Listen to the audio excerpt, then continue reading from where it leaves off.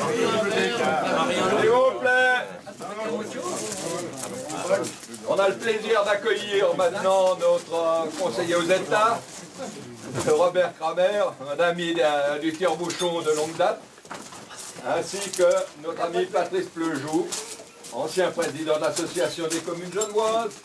Je ne mettrai pas son titre professionnel en jeu, ils sont tellement en question. Et j'ai préparé pour leur réception un tout petit truc pour juste les mettre bien dans le bain.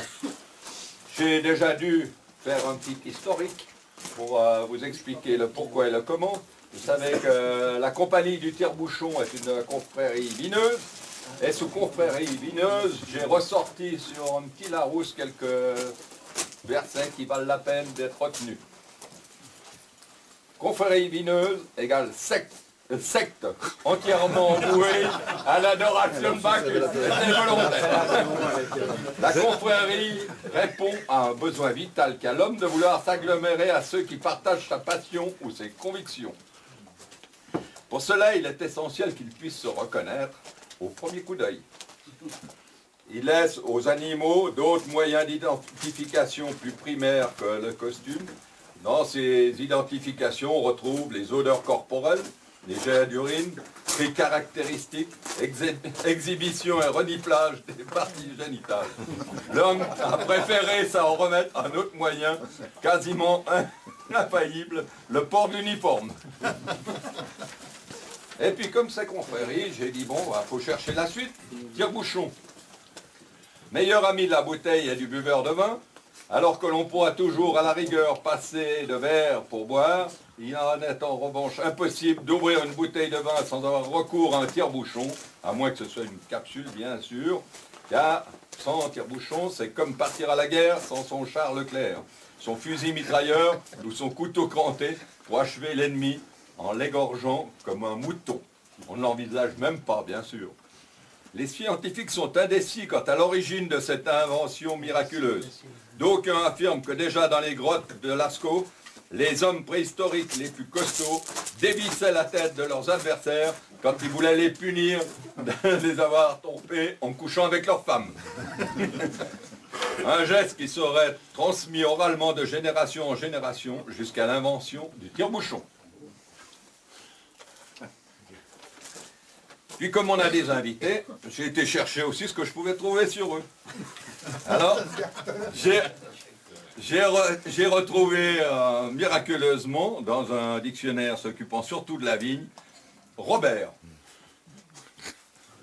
Robert, en parenthèse, ils ont mis Parker, mais je pense qu'ils se sont trompés d'orthographe.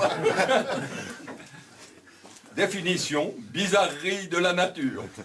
C'est en effet un dégustateur américain qui est devenu l'arbitre des élégances viticoles au niveau mondial. Un peu comme si un gastronome anglais dirigeait le guide Michelin ou si Geneviève de Fontenay devenait présidente du jury des Hôtes d'Or.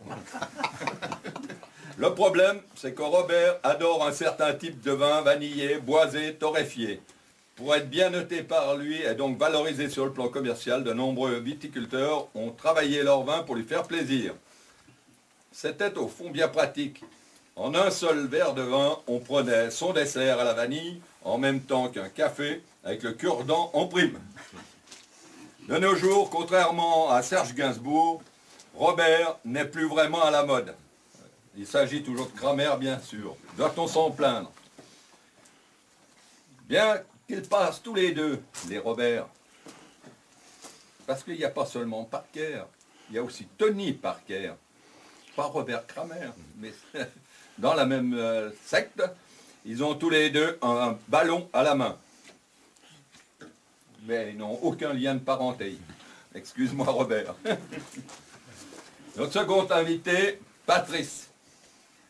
J'ai été chercher aussi, là, dans un Larousse, et j'ai trouvé, vient du latin patricius, de pater ou père, dans la Rome antique, haut dignitaire à partir de Constantin Ier. Porte bien son prénom, puisqu'il a arrêté son char, comprenez le proxibus, ce qui nous a obligés d'affréter le carapate.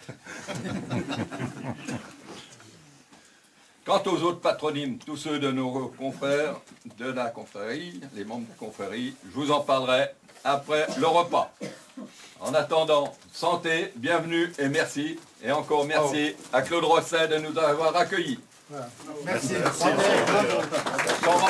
Santé. Santé.